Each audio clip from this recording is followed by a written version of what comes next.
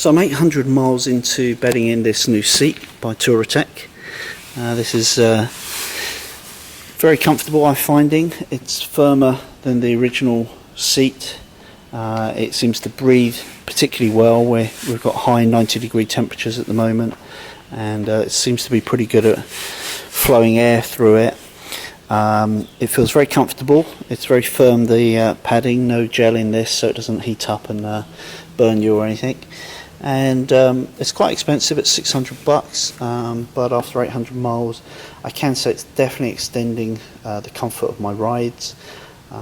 Typically I do about 150 miles and then it would start to be a bit uncomfortable, and by 250 miles or so I just was ready to get off the bike. That's definitely extended now, and by at least a kind of 50-75 miles I would say. So by the end of 250 miles, yeah, I'm ready for a rest, but it feels pretty good for the vast majority of those miles. I'm not so keen on this gap that's here. Of course, if I replace the pillion seat with one to match, I'm sure it would be quite seamless and look good.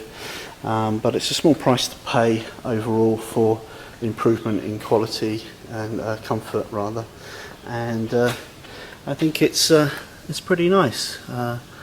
It's made by a company called Cahido under license for Touratech, and the quality seems very good, and I think overall, all things considered, it has been a worthwhile purchase. So if you're looking for a new seat and you've checked out those from Russell and Corbin and all the usual suspects, and you like the look of this seat and you want a seat that is comfortable for touring and will flow air pretty well, then I think it's probably a good choice.